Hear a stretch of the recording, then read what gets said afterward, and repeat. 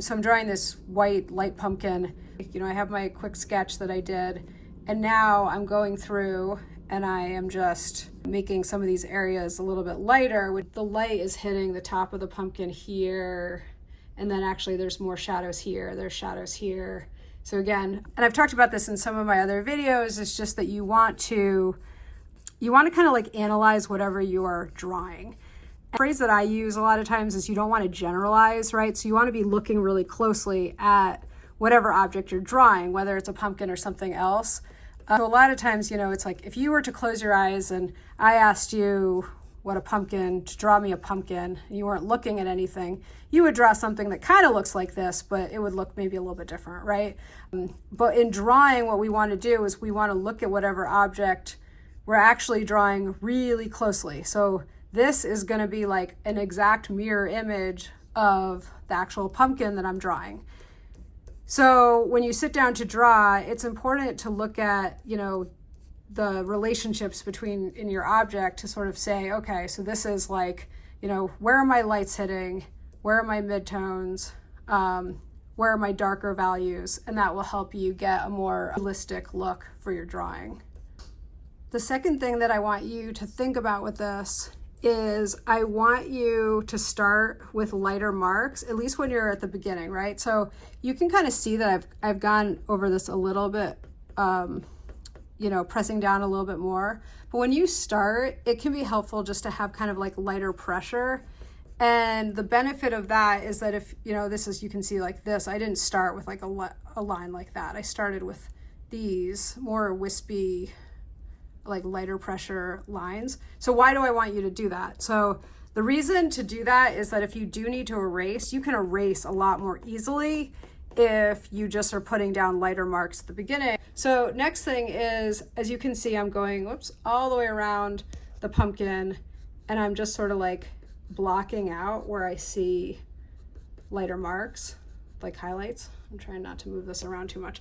And as I'm going in, I've talked about this in a lot of my videos, the direction of form. So what do I actually mean by that?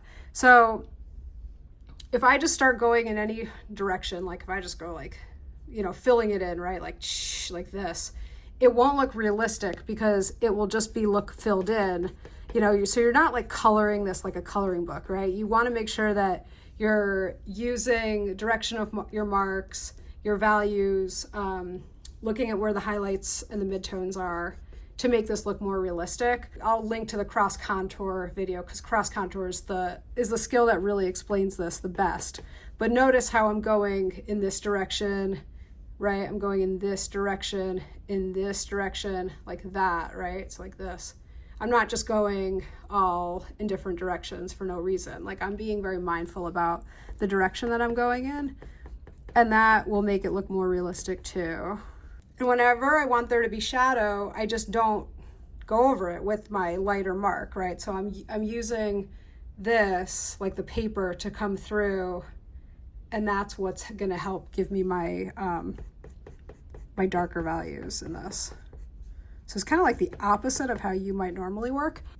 So the purpose of my channel, one of the things that I'm trying to do is really give real instruction. So I think a lot of times when people are taking art classes, they're given an assignment, but they're not always given that much instruction of actually how to do the different type of drawing. And so I hope that what you're gonna find on this channel is a lot of guidance of actually how to make these drawings work. You know, not just to say, okay, well here, you know, use color pencil, but to really go over some of the strategies that will help make you more successful in your drawing. Because I know how frustrating it can be when you're trying to do a drawing and, you know, you feel like you're kind of missing something, or you see some things online. Like there's so much incredible content online, but a lot of it, it's like, it shows really good drawing, like it really does, but it doesn't always explain how to do these drawings. So a lot of the stuff that I talk about on my channel, it's like looking at actual, like the techniques,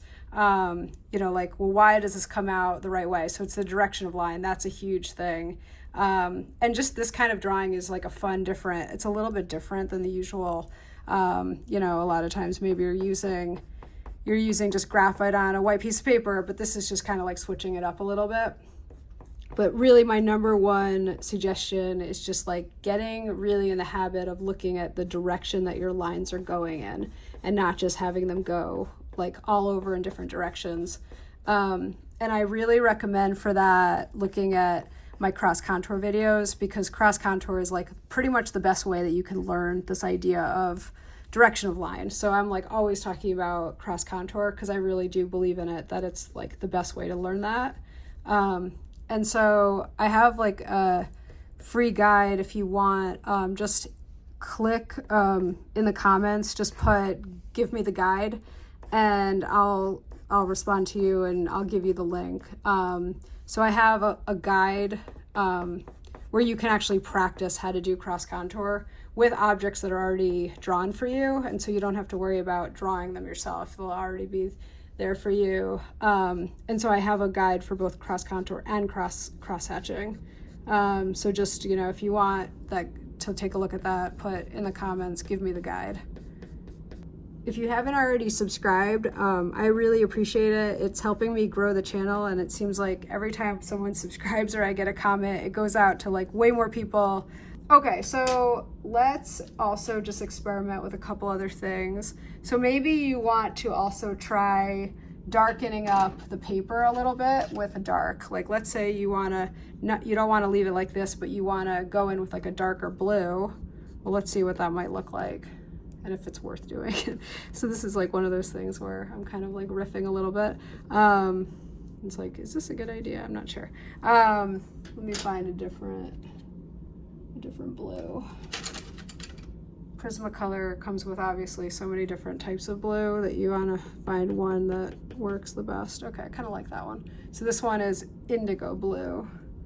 Okay, so let's see what happens when I add some blue, darker blue. You can tell me in the comments if you like it like this or if you liked it better without it. We'll see. Okay, so what's the purpose of doing this, right? So we have our paper. The paper was giving us our darks. Now, if we're adding more of a darker blue, it kind of is going to make the blue of the paper into more of like a midtone for us, because now we have this darker value from the blue that we're able to add. So, yeah, you know, I like that. That looks kind of cool. So that might actually work even better, right? So sometimes with drawings, it's just like good to experiment. So this is one of those times that I'm like, I was kind of a little bit not sure, but, and then maybe, so on this pumpkin, there's these cool stripes that are actually, they're actually orange because it's like a pumpkin that's like one of those, I don't know what they call them, but the white, you know, the white ones that have the orange stripes. So it's like whitish with orange stripes. So maybe we'll add some of this to make those stripes. Let's see. Okay, so the texture is like obviously different than the other lines. So let's see if I can make that texture. So maybe instead of like these lines like that, I'm gonna, you know, use more of like a circular motion. Something like this. So again, like this goes back to this idea of like not generalizing. You want to really look closely at the pattern of these little stripes. The rest of September, which is of course almost over, and October, I'm drawing pumpkins, not every day, but every couple days, and I'm posting part of this 10-day pumpkin challenge that I'm doing.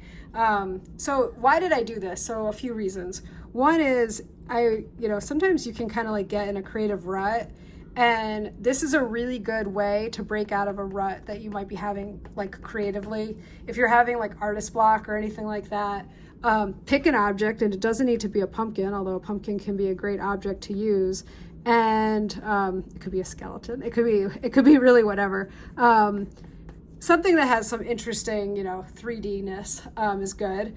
And if you try drawing it a bunch of different ways, it can kind of like push you out of sort of like, you can kind of get stuck sometimes, with art, right? And I think that this is one of those things that it's a good way to kind of get out of